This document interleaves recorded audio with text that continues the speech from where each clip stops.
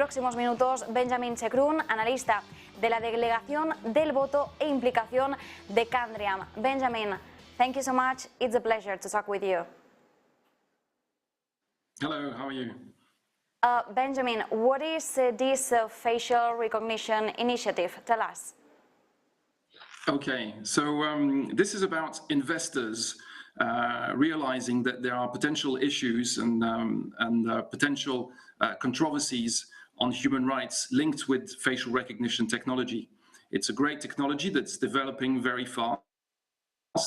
There's now over 1 billion surveillance cameras around the world, and potential technology that could change society. And this is about investors getting together and realizing there is an issue, and that we have issued an investor statement asking companies to do better at disclosing and adopting ethical practices. And now we're in a phase where we're having dialogues with companies to ask them about their best practices. And Benjamin, which investors are the most committed to this facial recognition technology? Okay, so we started off with a group of 55 investors that signed this paper, and within this group we formed a group of 20 investors that were a bit more committed, and they were prepared to have dialogues with companies. And these are all investors that care very much about extra financial, so look at ESG.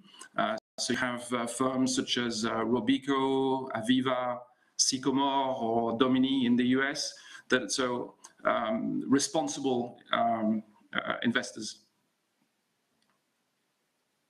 Now, which companies stand out in the use of artificial intelligence in this technology?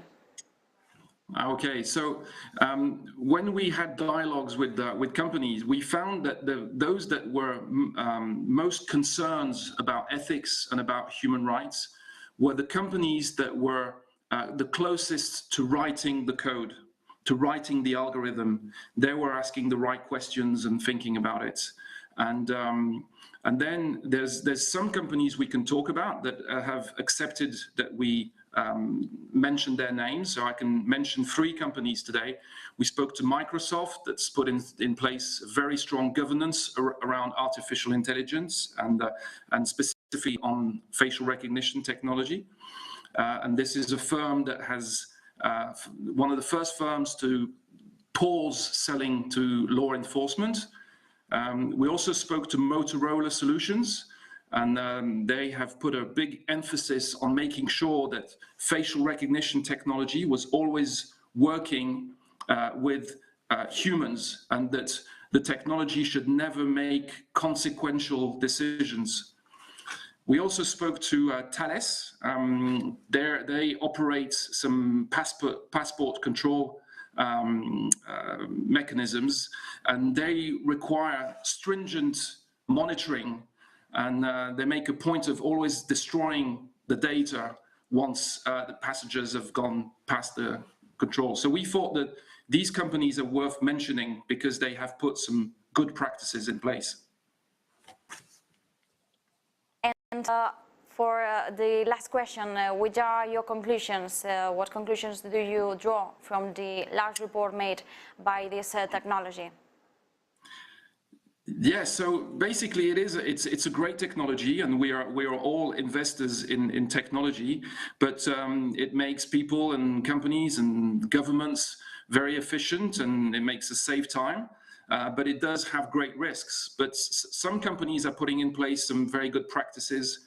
They make sure they have the right governance around ethics. They make sure they have someone on the board of director, for example, with ethics expertise. I think it's important that whenever this technology is being used, that you should have humans make the end decisions, especially when they're important decisions. You should make sure that children are protected, that the technology should be always publicly tested.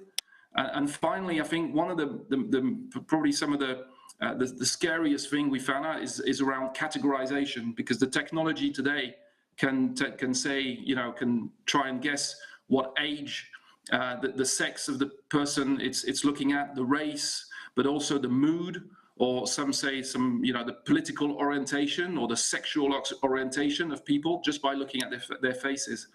And this can lead to great mistakes and potentially great controversies. So I think these areas are to be avoided. So these are some of the conclusions we've drawn.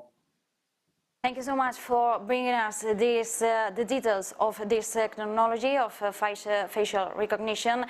Benjamin Chekroun from Candriam, thank you so much. Thank you very much.